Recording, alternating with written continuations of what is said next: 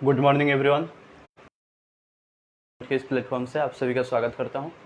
और हम लोग जानते हैं कि इसके पहले दो वीडियो में हम लोग के एक में चंपारण सत्याग्रह, एक में अहमदाबाद मिल मजदूर आंदोलन को समझने का प्रयास किया है। और आज के इस टॉपिक में हम लोग खेरा सत्याग्रह,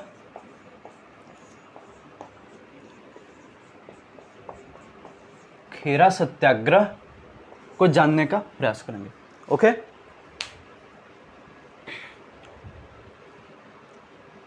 जब हम लोग इसके पहले के दो आंदोलन को पढ़ने तो उसमें भी हम लोगों ने यह देखा कि यह जो भी आंदोलन होते हैं यह कोई आकस्मिक घटना नहीं होती है। इसके पीछे की जो पृष्ठभूमि होती है वही इन आंदोलनों के लिए जिम्मेवार होती है। ओके, तो आखिर खेरा सत्याग्रह के पीछे कौन सी पृष्ठभूमि थी, कौन सी परिस्थितियां मौजूद थी जिसके कारण खेरा सत्याग्रह संपन्न हुआ। ओके, तो आइए हम लोग वही जानने की कोशिश करेंगे। ठीक है, देखिए, सबसे तो पहले मैं आप लोगों को यह बता दूं कि खेरा सत्याग्रह जो है वह जून 1918 ईस्वी में हुआ था। ओके, अब उन सारी परिस्थितियों को हम लोग देखते हैं। ओके, देखिए दोस्तों, 1917-18 ईस्वी के आसपास क्या हुआ था कि जो किसानों द्वारा फसल रोपी गई थी उसका मात्र 25% भी नहीं हुआ था। ठीक है, यानी जो भी फसल उपजाए जाते हैं किसानों द्वारा उसका 25% पैदावार भी 1917-18 ईस्वी के दौरान नहीं हुआ था। ओके, 25% कहे तो 1/4 भाग, जबकि ब्रिटिशर्स द्वारा उस समय लगभग 33% टैक्स निर्धारित थे। अब बताइए आप लोग कि हमारा पैदावार ही 25% हुआ है या उससे कम हुआ है, जबकि हम लोगों को टैक्स अदायगी 33% करनी है। भला यह कैसे संभव है? अंग्रेजों ने तो पहले से ही हमारे भारतीयों का शोषण इस कदर किया था कि हमारे पास तो कोई अधिशेष उत्पादन ही नहीं बचता था। अर्थात यदि हम लोगों का टैक्स कम होता तो यदि हम लोग इस साल खेती कर रहे हैं तो इस साल खाने के बाद भी हमारे पास कुछ अनाज शेष रह जाते, मगर उन लोगों द्वारा अनेक प्रकार के टैक्स लिए जाते थे, अनेक प्रकार के मतलब टैक्स के तौर पे इन लोगों से अनाज लिए जाते थे, जिसके कारण इनके पास कोई अधिशेष नहीं रहता था। और उसके बाद यहाँ पे 25% पैदावार के बाद 33% उन लोगों से कर की मांग की गई। भला यह कैसे दे पाते? अतः इसी के खिलाफ उन लोगों ने ब्रिटिशर्स के खिलाफ आंदोलन छेड़ दिया। ओके, और इन लोगों ने भी महात्मा गांधी को ही खेरा आमंत्रित किया, क्योंकि महात्मा गांधी की जो छवि थी वह धीरे धीरे बहुत ही अधिक व्यापक होती चली जा रही थी। और उनकी मुख्य विशेषता यह थी कि वे किसी भी आंदोलन का शांतिपूर्ण निदान निकालते थे, क्योंकि इनके आंदोलन में इनका जो हड़ताल होता था उसमें किसी भी प्रकार की जान माल की क्षति नहीं होती थी। और ब्रिटिशर्स इनकी बातों पर बहुत ही अधिक अमल करते थे। और महात्मा गांधी को ब्रिटिशर्स की न्यायप्रियता में विश्वास भी हो गई थी। ओके, तो यही कारण है कि खेरा के जो किसान जनता थी उन लोगों ने भी महात्मा गांधी को खेरा आमंत्रित किया। महात्मा गांधी, ओके, जब यह खेरा पहुंचे तो इनके मुख्य सहयोगी के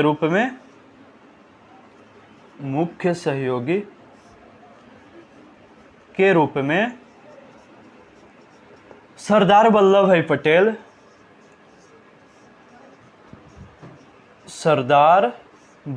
भाई पटेल सामने आए।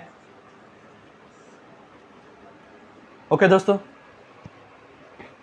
और खेरा पहुंच करके महात्मा गांधी ने किसानों की जो दयनीय हालात थी उनको जानने की कोशिश किया।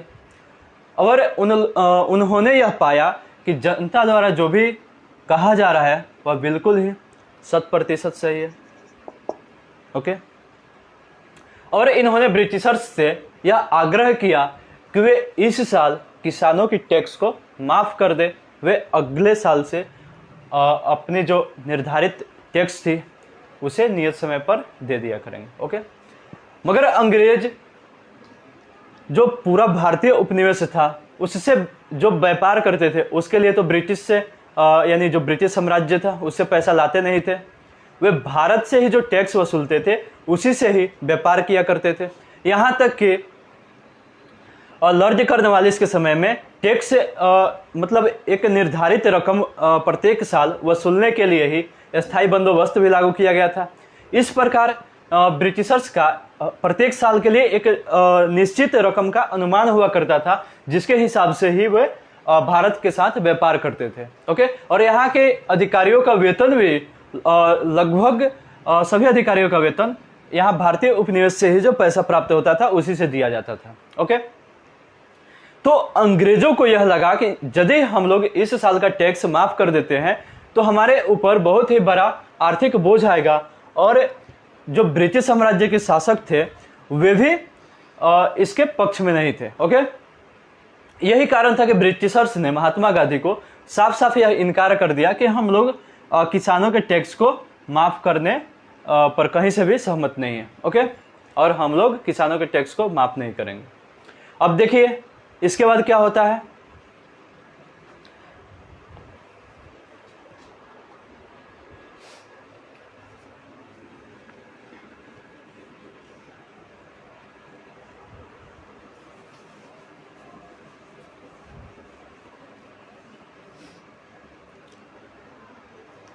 तो आइए दोस्तों देखते हैं।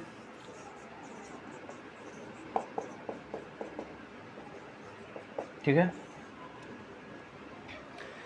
जैसे ही ब्रिटिशर्स ने साफ साफ इनकार कर दिया टैक्स अदायगी को रोकने से, ठीक है, तो महात्मा गांधी ने किसानों से घोषणा किया कि वे ब्रिटिशर्स चाहे कितनी भी जोर जबरदस्ती क्यों न कर ले, कितने भी हाथ पांव क्यों न पटक ले, मगर आप लोगों को उनको टैक्स अदा नहीं करनी है। ओके, जैसे ही यह खबर ब्रिटिशर्स को पता चली उन लोगों ने यह घोषणा किया कि जो किसान हमें टैक्स अदायगी नहीं करेगा उसकी कुर्की जब्ती कर ली जाएगी। ओके, कुर्की जब्ती। मगर महात्मा गांधी ने अब भी किसानों को अपने फैसले पर अटल रहने को कहा, और उन्होंने कहा कि वे कुर्की जब्ती ही क्या, यदि हमें भी कैद करके रख लेती है इसके बावजूद भी हम लोगों को टैक्स अदा नहीं करनी है। ओके, तो जनता ने महात्मा गांधी के ही नक्शे कदम पर अपना कदम आगे बढ़ाया, और जब ब्रिटिशर्स को लगा कि किसान महात्मा गांधी के पक्ष में आ गई है और उन्हीं की बातों को मानेगी और उन्हीं का कहा करेगी, तो अंग्रेजों ने एक बहुत ही सख्त कदम उठाना शुरू किया और उन्होंने किसानों की कुर्की जब्ती प्रारंभ कर दी। यहाँ तक कि किसानों के पशु भी खोल लिए गए, और उसके साथ साथ किसान के जो अपने खेत थे उन्हें अपने ही खेत से वंचित कर दिया गया, और उसमें जो भी फसल लगाए हुए थे हमारे किसान उन लोगों के लिए यह निषेध कर दिया गया कि वे अपने खेत में जाकर के अपने ही फसल को नहीं काट सकते हैं या अपने खेत में प्रवेश नहीं कर सकते हैं। ओके, मगर महात्मा गांधी अपनी सफलताओं से बहुत ही अधिक उत्साहित थे पहले की सफलताओं से। वे समझते थे कि कहीं न कहीं ब्रिटिश साम्राज्य को हमारे समक्ष झुकनी होगी और हम लोग उन्हें मजबूर भी करेंगे। ठीक है, और इसी उद्देश्य से महात्मा गांधी ने वहाँ की जनता को हमेशा सुझाव देते रहे, और उन्होंने पुनः कहा, जनता से यह आग्रह किया कि वे किसानों के किसी भी प्रकार के कहे को न सुने। ओके, और उन्होंने सरदार वल्लभ भाई पटेल को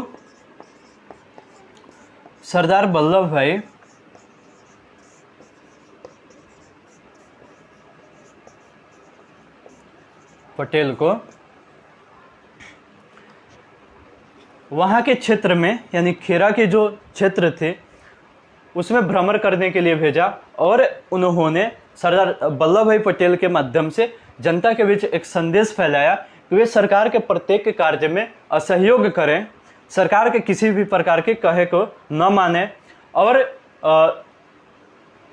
जितने भी मतलब सरकार द्वारा कानून बनाए गए हैं उनका उल्लंघन वे प्रारंभ कर दें। ओके, यहाँ पे महात्मा गांधी ने अंग्रेजों के साथ असहयोग का प्रावधान किया था, असहयोग की घोषणा कराया था सरदार वल्लभ भाई पटेल के माध्यम से, इसलिए इसे प्रथम असहयोग आंदोलन, प्रथम असहयोग आंदोलन भी कहा जाता है। ओके, इसको आप लोग नोट कर लीजिएगा, यह बहुत ही महत्वपूर्ण तथ्य है। ओके, तो जनता ने यहां भी महात्मा गांधी का साथ दिया और उन लोगों ने ब्रिटिशर्स के साथ असहयोग करना प्रारंभ कर दिया और उसके साथ साथ ब्रिटिश सरकार द्वारा जो कानून पारित किए गए थे कि कोई भी व्यक्ति अपने ही खेत में नहीं जा सकता है, इसका उल्लंघन करना भी प्रारंभ कर दिया। ठीक है, इसी क्रम में एक व्यक्ति का नाम सामने आता है, मोहन लाल पांड्या। ओके, तो इसी क्रम में मोहन लाल पांड्या द्वारा अपने ही खेत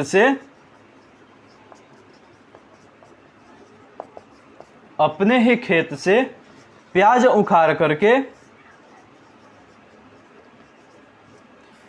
उखाड़ करके ब्रिटिश सरकार के नियम का उल्लंघन, इन्हें गिरफ्तार करके बहुत ही भयावह दंड दी गई। ठीक है, मगर जनता का रुख जो था वह अब भी महात्मा गांधी के पक्ष में था। ठीक है, ब्रिटिशर्स को अब कहीं से भी नहीं लग रहा था कि यह आंदोलन थम पाएगा।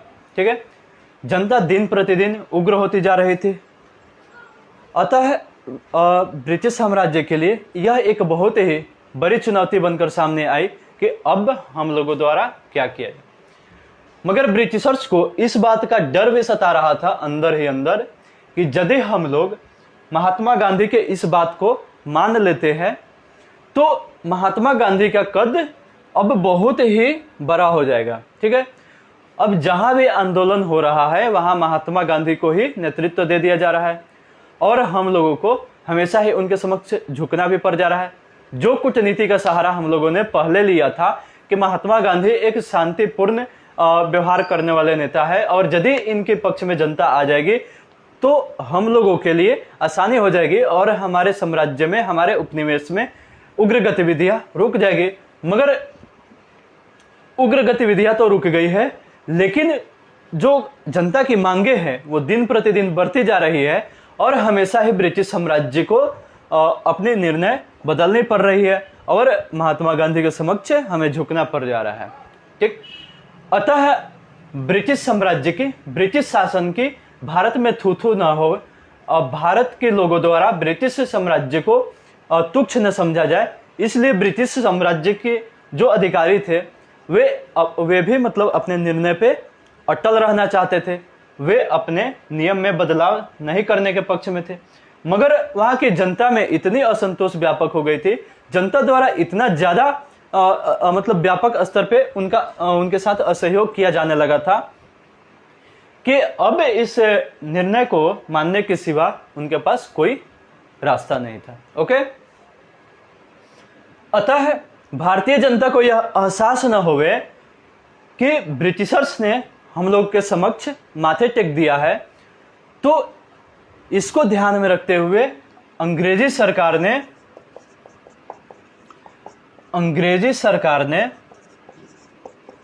बिना किसी घोषणा के